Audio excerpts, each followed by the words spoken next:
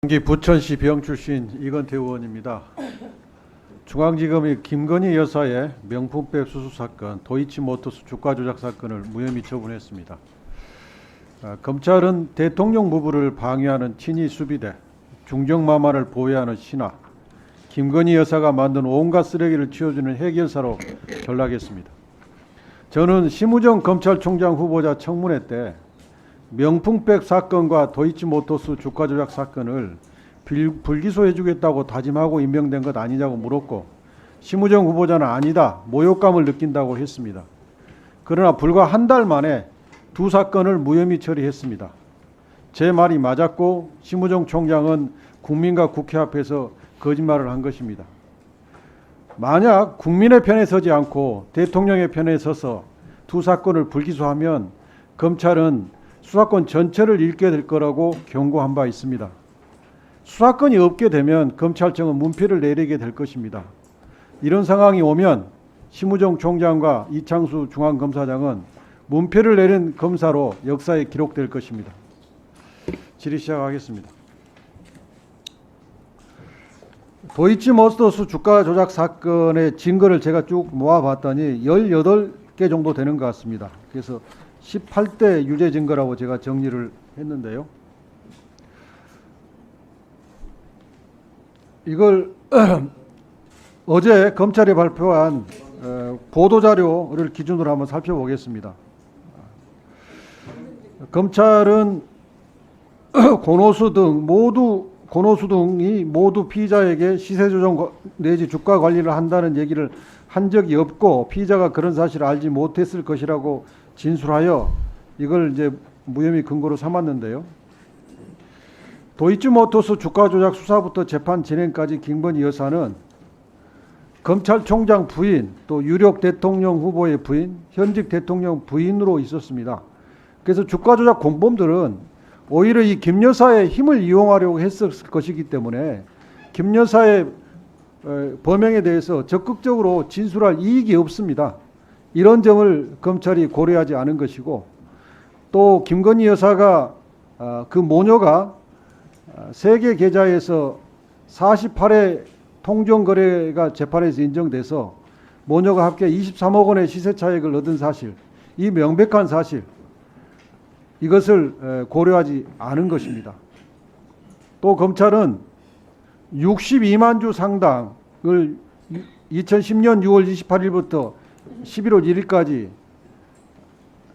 11거래일 동안 순차 매도했다. 이걸 또 무혐의 근거로 삼았는데, 이렇게 매도한 다음에 2차 주가 조작이 2010년 10월 22일부터 시행됐는데, 그 단 7일 이후에 팔았던 도이치모터스 주식 16억 200여만 원을 다시 풀로 매수했습니다. 이걸 어제 검찰은 밝히지 않았습니다. 저 달력을 보시면 10월 28일 1억 6,700만 원을 매수한 것을 시작으로 해서 16억 200만 원어치를 다시 매수했습니다. 또 검찰은 결국 김기현의 물량수급 요청을 받은 권오수가 피의자에게 연락하여 매도 주문이 나오는 것으로 추정되나 해당 연락의 구체적인 내용, 당시 상황 및 피의자의 인식 등을 확인할 증거가 없다고 주장했습니다. 그런데 이것은 김기현과 공범 민태균 간의 문자, 또 이에 부합하는 김건희 여사와 대신증권 직원 간의 주식거래 직접 지시 녹취록, 이것을 이 빼박 증거를 무시한 겁니다. 10월 28일 날 13시 2분에 김기현이 민태균한테 매도 주문을 얘기했고 3분 뒤에 실제로 3,100원에 10만 주 매도가 이루어집니다. 김건희 계좌에서 나간 겁니다. 또 11월 1일 11시 44분 32초에 매도하라 하셈 이러한 요구가 들어가자 이른바 3,300에 8만 개 때려달라 하셈 이겁니다. 7초 후에 김건희 여사 계좌에서 3,300원에 8만 주 주문이 체결됩니다. 그리고 이에 부합하는 김건희 여사와 대신증권 직원 간의 전화 주문이 녹취가 되어 있습니다. 또 검찰은 김건희 여사가 경험이 부족하고 권오수 여사와 권오수 회장을 믿고 했다. 뭐 이런 이유로 권오수가 시세 조정 범행을 한다는 사실을 미필적으로라도 인식 또는 예견하기 어려웠을 것이다 하겠는데, 보통 이런 표현을 쓸 때는 최소한 미필적으로는 인식이 있었다, 예견이 했다고 인정된다, 보통 이렇게 인정을 하는데 이걸 완전히 거꾸로 바꿔놨습니다. 특히 2010년 1월 29일 13시 43분 김건희 여사와 신한은행 직원 간의, 신한금융투자 직원 간의 이 통화 내역이, 통화 녹취록이 매우 중요한데요. 직원이 이렇게 얘기해요. 수량이 별로 없어 보이는데 좀 밀려 있어 가지고 조금 더 사 보태야 할 것 같습니다. 2,600원, 한 850원 정도까지 해 갔고요. 예, 조금씩 사 보도록 하겠습니다. 주가를 올리기 위해서 김건희 여사하고 증권회사 직원이 주식을 좀 사가지고 주가를 올리겠다고 시세 조정한 게 명백한 증거가 확보됐지 않습니까?